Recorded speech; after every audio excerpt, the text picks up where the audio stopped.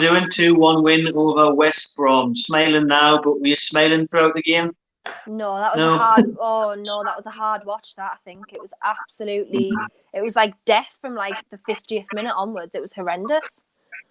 It was one of them ones I said during the watch along. It was like basketball with no hoops. Like neither team wanted to get the ball, and when they had the ball, there was no pressure from either side. They were just letting them play in between the lines with no one really creating any clear-cut chances. I mean, you're right. Like it wasn't too good to watch, was it? So substitutions is what changed it. One bit of quality football from Murphy to De Gea was obviously the decider. Yeah, 100%. I know, like people say, well, if we play bad and we still win, like you can't really complain. But I mean, it was hard. We made hard work of it for a team who's had one win all season. I think it was like 2 games ago. It didn't need to be that like much hard work, but unfortunately, it was. You didn't think it was going to be hard work after taking the lead in 20 seconds as well, did you? Do you know, well, you might have done if you're a pessimistic Newcastle fan, like most who rightfully are. But when you're 20 seconds up at home to arguably the worst side in the league, you think, Kushti, put my feet up here. This is going to be a 3 or 4-0, and then we're going to half time. Lucky for the half time whistle, really, because there was only one side that was going to score at that point, and that was West Brom. They came out of the block second half and did that. Yeah, 100%. Like honestly, 20 seconds, I thought, get in. Like this is going to be 3-0. Yeah, like I was buzzing, and I had like other fans messaging us being like, "Oh, Joe Linton hat trick today," and I was thinking, maybe, like we never know, but no, it was just hard work. Again, we always make hard work of it. It's never ever easy going or a simple game. You know, we scored that goal in 20 seconds and then sat back the rest of the time. Like I always say, Steve Bruce's idea of like a win is just to defend the 1-0 constantly. If you go 1-0 up, he's happy to defend the rest of the game, and like that's basically what we did. Like we sat back after that. I must admit the fullbacks weren't on form today at all. Kraft had a really bad game. Lewis, both of them were at fault in different areas for their goal. It was a tough watch fullback wise, but Hayden smashed it centre back. Absolutely smashed it centre back. So yeah, it was a bit of a game of 2 hours today. Really, it was good for a bit, and then it was tough for the rest, but we still won. So. I mean, what on earth is Jamal Lewis doing for that goal there? Ball watching, pub defending that. If there was a shout from anyone, why hasn't he reacted? And Furlong mustn't be able to believe his luck, just sticking his toe on the end of that. I couldn't believe what I was watching. Lewis there not clear on that, Nick. He struggled today again. I think, no offence to him, and I know he's only young, and obviously, you know, when you join a new team, it is hard to get settled in and whatever, but he's been the main, you know, left back since he joined, because obviously Dummett's been injured. So for me, like, he needs to be showing more defensive capability, because I think his positioning's quite bad sometimes. And that their goal, I mean, to be fair, Kraft at the crossing, he was running in tarmac today. I don't know what he was doing.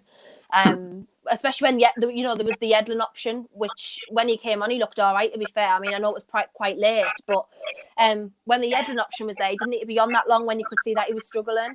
And then, the Lewis for their goal wasn't good watching. I said to my granddad, I was like, did no one shout man on? Like, was no one telling him there was someone coming? Like, was he not watching his man? I don't know what was going on there, but yeah, he had a bad time and he got booked again as well. So I think he's on 4 yellow cards now, so one more and he's got a game off. Maybe a good thing, to be fair. Get Jethro back. Get Jethro back in January, please. Get Jethro back in January. There's absolutely no like negativity to getting him back if he's going to either be on a free or at minimal cost. Because you know, as far as we're aware on social media and stuff, he wants to move. He's rejected an Eintracht Frankfurt contract.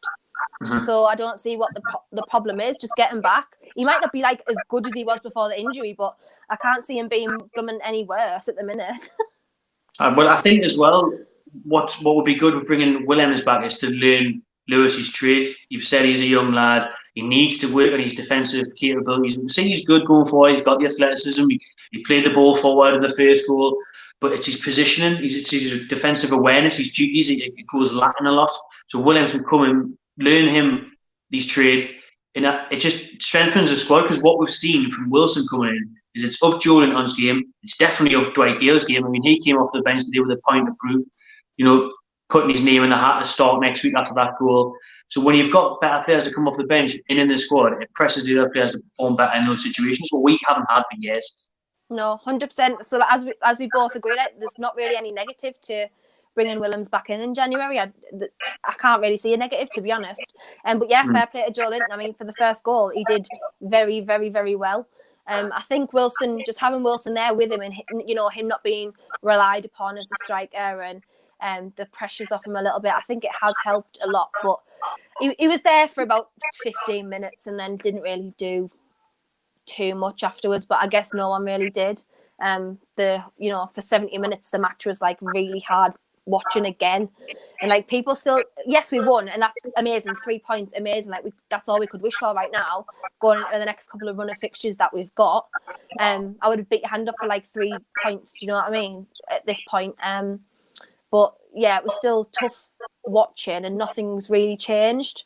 And as I said on Twitter, like, I'm not naive. I know that we've had players with coronavirus. We haven't trained properly or fully for 2 weeks. I do get that. So a winter days, like, unreal on that side of things. But it just looked really, really poor again. We didn't have that many players out, let's be honest. We still had, like a senior squad out, in my opinion. So, yeah. Who have we got next? Leeds. Great. I'm not looking forward to that one bit after today. Yeah, Brucey Ball coming up against Bielsa Ball, complete opposites of managers, how they should set the team out to play.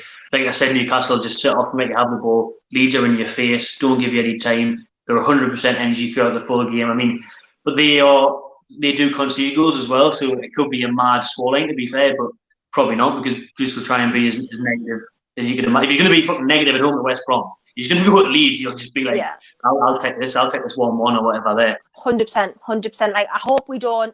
It sounds a bit ridiculous, but like, you kind of want to score a goal early, because then puts you on the front foot. But if we score a goal early, all we'll do is sit back for the rest of the game, and that's like not good for us. Like, especially against Leeds, who counter attack a lot. So like, that's going to be a struggle. I really don't know how that game's going to go one bit.